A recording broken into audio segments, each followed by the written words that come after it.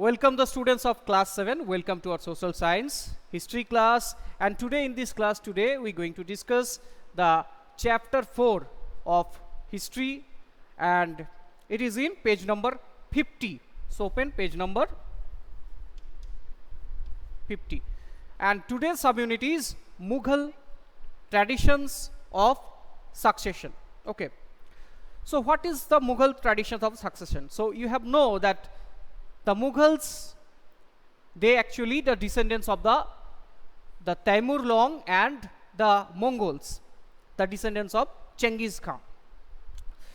So naturally in Indian rulers you have read in class 6, okay, you have read in class 6 that how Indian rulers such as in Gupta rulers, okay, as well as the other rulers such as the Mauryas, they in this case the primogeniture is followed.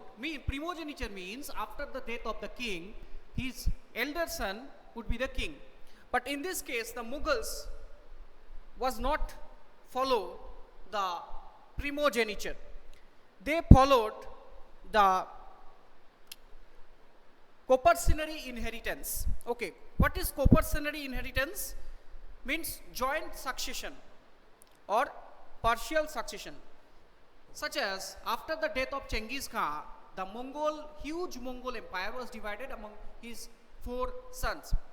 In the similar way, in Mughals also, after the death of Mughals, they usually divided their territories among their brothers. Okay, but there was a problem. Most of the cases, the most powerful brother, they killed other brothers or suppressed others and took the throne, such as in the case of Aurangzeb. Okay, and this coparcenary inheritance also followed by their ancestors, the Mongols, as well as the descendants of Taimur Long. Okay, and in Mughals, after the death of Babur, Humayun became the king as per the wish of Babur. Okay, and after Humayun, Akbar became the king, and next Jahangir, Shah Jahan and Aurangzeb, the 6 main rulers. Okay, they ruled the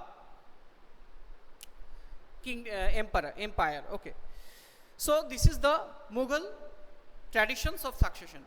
So next one, the Mughal relations with other rulers. You know that the Babur fought various battles to strengthen the entire empire. In this occasion, Mughals campaigned against those who refused to join with the Mughals. Many of them voluntarily joined with the Mughals, but some of the rulers were not. Many Rajput rulers, they voluntarily joined with the Mughals, such as the ruler of Amber, the Rajput ruler of Amber, the capital is modern day Jaipur, and the princess of Amber, Jodhabai, some historians said Manbai, was married with the Mughal emperor Akbar, and their son Jahangir was later occupied the throne as a Mughal emperor. Later on, later on Shah Jahan's mother, also the princess of Marwar, present day capital Jodhpur. So his mother also a Marwar princess. So in this case we have seen that the Mughals, they had marital relations with the Rajputs, and it was actually the marriage diplomacy introduced by Akbar to dominate the native rulers in India. But some of the Rajput rulers, they refused to join with the Mughals, such as the Sisodiya Rajputs. So Mughals defeated them, but however they got their lands back as Watan Jagir.